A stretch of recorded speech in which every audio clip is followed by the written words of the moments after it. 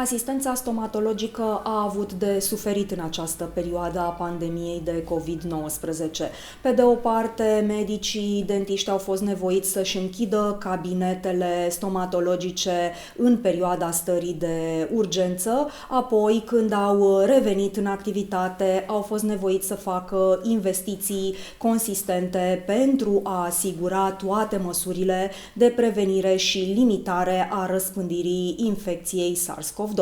Pe de cealaltă parte, pacienții, de teama de a nu se infecta cu noul coronavirus, merg mult mai rar la cabinetele stomatologice, astfel că anumiți medici riscă să se afle în pragul falimentului. Despre toate acestea vom vorbi în cele ce urmează cu doamna dr. Cristina Mândrescu, medic dentist cu competență în pedodonție și implantologie.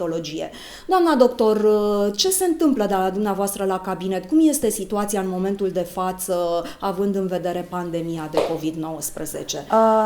Noi facem parte din cabinetele care au avut activitatea suspendată în perioada ordonanței militare și foarte mult restricționată pe perioada stării de alertă. Ori acest lucru a pus o presiune foarte mare pe noi, pentru că a trebuit să susținem totul din finanțele proprii, iar când am redeschis, am avut voie să deschidem, practic a trebuit să cumpărăm toate materialele, dezinfectanții, echipamentele de protecție personală din fonduri proprii la un preț foarte, foarte mare. Ori acest lucru se reflectă și în actul medical. A trebuit să mărim ușor prețurile pentru a putea compensa aceste pierderi, mai ales în condițiile în care foarte mulți pacienți preferă să nu vină la dentist decât pentru urgențe sau dureri acute. Practic, dacă va mai fi o situație de stare de urgență, ați putea ajunge în prag de faliment cu cabinetul? Da, este posibil, pentru că vom fi puși în situația în care nu mai putem achita utilități, impozite, salarii, nu mai vorbesc de achiziții de genul echipamente sau materiale mai performante. Cu siguranță ați ținut legătura și cu alți colegi de-ai dumneavoastră. Care este situația în București sau în țară? În general se simte, într-adevăr, practic o înjumătățire a numărului de pacienți și o schimbare a necesarului de tratament. Acum pacienții nu-și mai fac lucrări estetice, de exemplu fațete sau albiri, când porți masca nu-ți vede nimeni un zâmbetal perfect. Au apărut foarte mult bruxomanii, cei care scrâșnesc din dinți sau strâng din dinți, e o descărcare nervoasă. Și în general rezolvăm foarte mult urgențe, probleme acute. Pacientul vine cu o problemă funcțională, mi s-a rupt o lucrare, nu pot să mănânc, nu pot să vorbesc, rezolv acum să-mi treacă și o să revin eu la tratament și repar totul când se termină povestea asta. Și asta pune foarte multă presiune pe noi, pentru că ajungem să nu mai putem achita foarte multe din necesarul pe care îl avem pentru cabinet. În privința testării pentru COVID-19, cum procedați în momentul de față, fiindcă sunt din ce în ce mai multe persoane pozitive? Da, chiar astăzi de dimineață am primit 2 telefoane de la pacienți programați astăzi să-mi spună că sunt contact sau că au trebuit să-și facă testul pentru că au fost contact și preferăm să așteptăm rezultatul. Dar pe cei care nu mă sună, facem noi triajul. Dăm un telefon, aflăm despre ei cum se simt și dacă sunt suspiciuni, îi rugăm să facă un test. Dacă totul este în regulă, pacientul este programat astfel încât să nu se întâlnească cu alți pacienți și la distanță mare în timp față de ultimul pacient, pentru a ne permite protocolul complet de sterilizare și dezinfecție.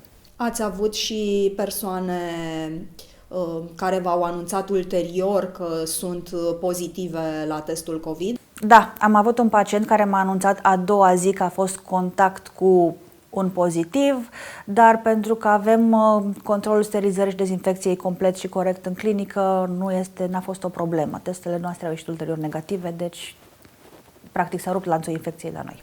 Și pentru că vorbim și de frica de a nu se infecta românii atunci când vin la cabinet cu SARS-CoV-2, ce puteți să ne spuneți în acest sens?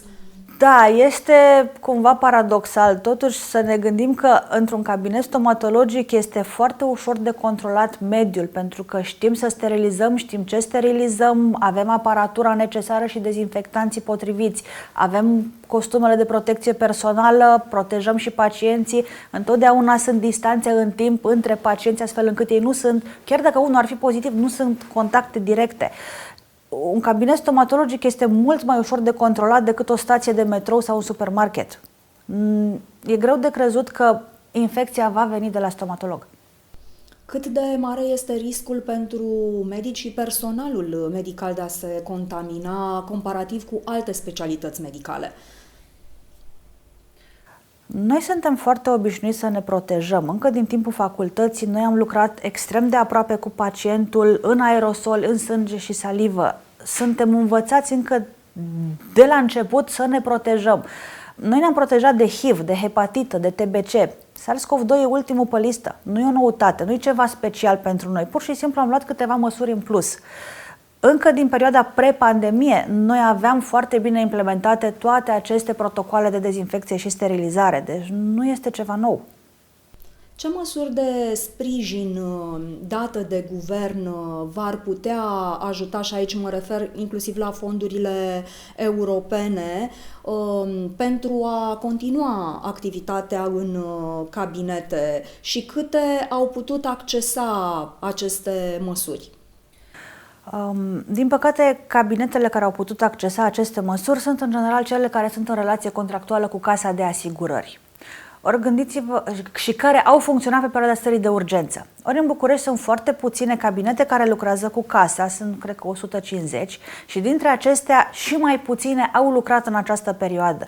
Deci, practic, ajutorul pentru medicii dentiști care au cabinete private e de fapt inexistent.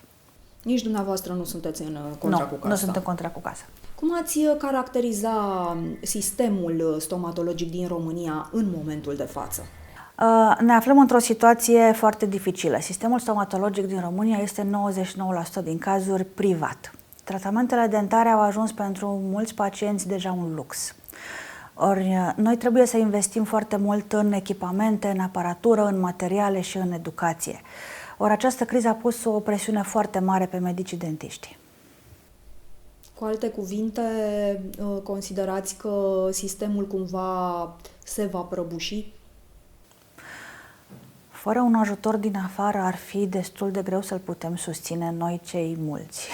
Revenind la bruxism, spuneați că în această perioadă a crescut numărul persoanelor care se confruntă cu această patologie.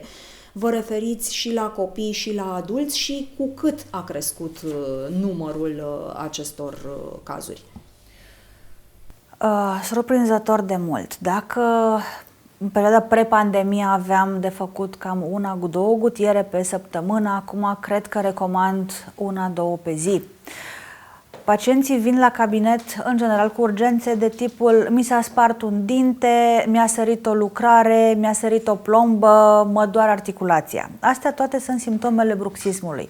Din cauza incertitudinea, stresului în care trăim, bruxismul fiind o descărcare nervoasă, a pus amprenta pe foarte, foarte multă lume. Și din păcate văd asta și la copii, la adolescenți în special. Le este greu să se adapteze la școala online și le lipsește contactul cu ceilalți și au început și ei să strângă, să scrâșnească și să aibă problemele acestea orodentare. În afară de gutieră, ce alte soluții le mai recomandați? Să învețe să negocieze stresul și toată această incertitudine, dar asta este altă specializare medicală. Bănuiesc că și psihologii au de lucru foarte mult în perioada aceasta.